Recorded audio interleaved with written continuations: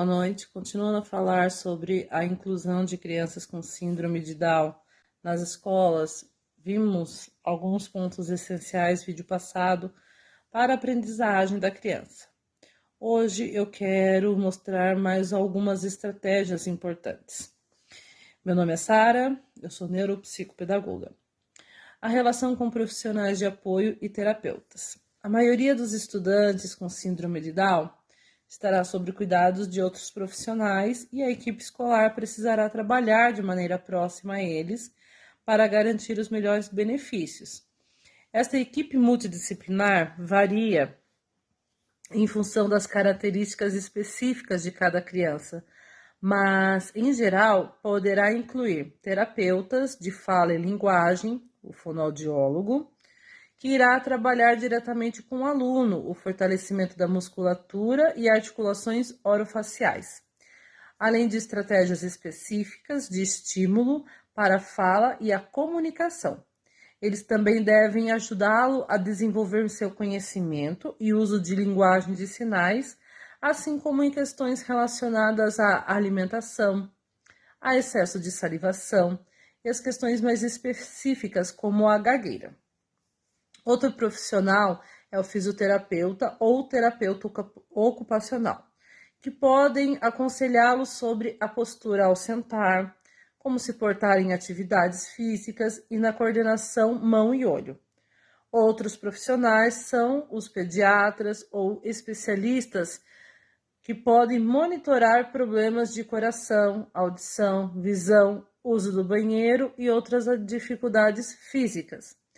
Os psicólogos clínicos ou enfermeiros que podem trabalhar com a família podem reduzir problemas de comportamento que aparecem em casa, além de apoiar a construção da autonomia para atividades do cotidiano. Psicoterapeutas que podem ajudar o aluno com dificuldades de comportamento ou de aprendizagem que aparecem nas escolas. Assistentes, coordenadores de educação especial, professores de salas de recursos ou outros orientadores que podem aconselhar no planejamento do currículo, o estabelecimento de objetivos, metas e recursos. Quero falar um pouquinho também sobre o currículo dentro da escola. Para garantir que os alunos com síndrome de Down tenham acesso a esse currículo, é possível que várias atividades e objetivos tenham que ser modificados e adaptados para o seu nível de compreensão e desenvolvimento. Embora isso possa significar que o aluno com síndrome de Down esteja trabalhando em um nível muito diferente dos seus colegas, não significa que o assunto ou o tema ou o objetivo seja diferente. Em alguns casos, podem ser necessária a adaptação para um formato de texto em leitura fácil, como foco em palavras-chave ou conceitos específicos. Em outros, pode significar simplesmente a oferta de apoio ou explicação adicional. Como pessoas com síndrome de Down aprendem com mais facilidade por meio dos estímulos visuais, as atividades, ideias e conceitos devem ser diferenciadas e reforçadas visualmente. Sempre que possível, deve-se relacioná-los a experiências do dia a dia, do cotidiano, da vida social desta criança. A linguagem frequentemente terá que ser simplificada e o vocabulário específico de certa área precisará ser esclarecida. Em várias ocasiões, será necessário acessar programas de estudo ou conceitos básicos de estágios anteriores. Métodos alternativos de registro dos trabalhos deverão ser considerados para compensar dificuldades na escrita. O ideal é montar sequências de imagem ou palavras e colá-las ou armazená-las nos livros do aluno, além de oferecer textos com espaços em brancos para que ele complete. Com o planejamento, professores podem se organizar a fim de garantir que os conteúdos escolares serão trabalhados da melhor forma possível.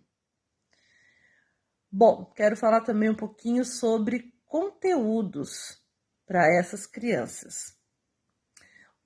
Nós, como professores, profissionais da educação, temos que decidir qual o foco principal que o aluno aprenda.